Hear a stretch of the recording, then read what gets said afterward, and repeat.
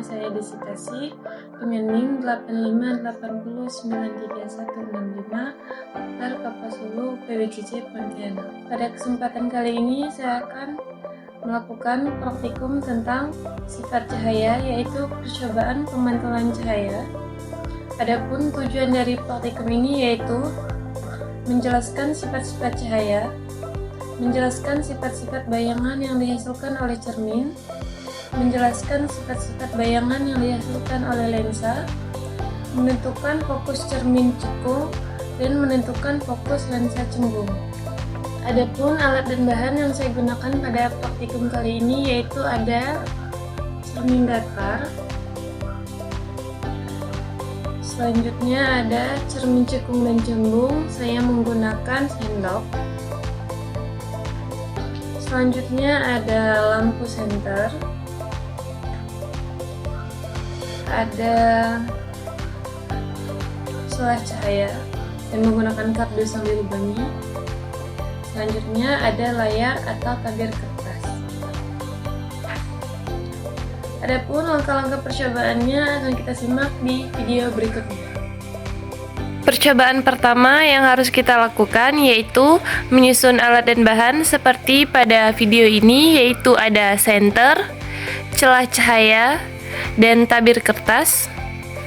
Jika senter sudah dihidupkan, selanjutnya kita amati cahaya yang merambat pada celah cahaya. Muncul berkas cahaya berbentuk garis lurus yang polanya persis sama dengan bentuk celah. Cahaya senter menembus celah dan tertangkap jelas di layar putih selama posisi senter, celah cahaya, dan layar berada dalam satu garis lurus. Saat senter digeser sedikit keluar dari garis lurus, berkas cahaya terputus dan tidak mencapai layar.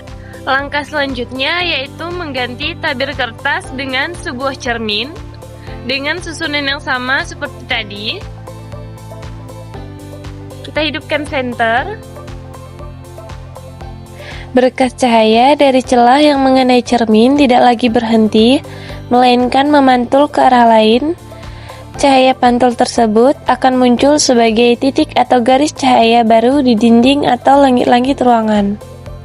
Percobaan selanjutnya, saya akan meletakkan sebuah lilin di depan kaca datar dan mengamati sifat bayangan yang terbentuk pada kaca datar tersebut. Muncul bayangan lilin di dalam cermin yang terlihat sama persis dengan lilin asli. Jika lilin digeser 10 cm mendekati dan menjauhi cermin, bayangannya di dalam cermin juga ikut mundur sejauh 10 cm. Dan jika lilin dimiringkan ke kiri dan ke kanan, bayangannya di dalam cermin akan mengikuti kemana lilin akan bergerak. Ini membuktikan bahwa cermin datar menghasilkan bayangan yang bersifat maya, tegak, sama besar, dan memiliki jarak yang sama dengan benda aslinya. Percobaan selanjutnya, saya akan mendekatkan cermin cembung pada lilin yang menyala dan mengamati apakah ada bayangan yang terbentuk pada layar tabir. Layar tetap kosong, bayangan lilin tidak dapat ditangkap atau dimunculkan pada layar putih seberapapun dekatnya jarak lilin ke cermin cembung. Ini membuktikan bahwa cermin cembung selalu menghasilkan bayangan yang bersifat maya, tegak, dan diperkecil. Karena bersifat maya, bayangan tersebut tidak akan pernah bisa ditangkap oleh layar atau tabir. Selanjutnya, percobaan menggunakan cermin cekung dan melihat bayangan apa yang terjadi pada layar tabir. Bayangan lilin berhasil ditangkap oleh layar putih pada posisi tertentu di depan cermin. Sifat bayangan yang terjadi yaitu nyata, terbalik, dan diperkecil. Pada percobaan pembiasan cahaya, saya menggunakan sebuah gelas kaca dan pensil untuk membuktikan pembiasan cahaya. Kita masukkan pensil ke dalam gelas. Pensil terlihat patah atau bengkok tepat pada batas permukaan antara udara dan air. Bagian pensil yang berada di dalam air terlihat lebih besar daripada ukuran aslinya di luar air.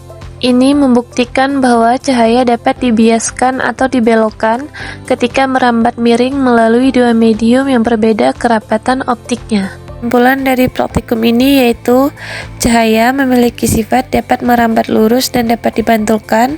Kemampuan permukaan benda dalam memantulkan atau membiaskan cahaya menentukan sifat bayangannya. Bayangan nyata atau terbalik hanya bisa dibentuk oleh cermin konvergen atau cekung dan dapat ditangkap oleh layar, sedangkan bayangan maya atau tegak terbentuk di dalam cermin dan tidak dapat ditangkap oleh layar.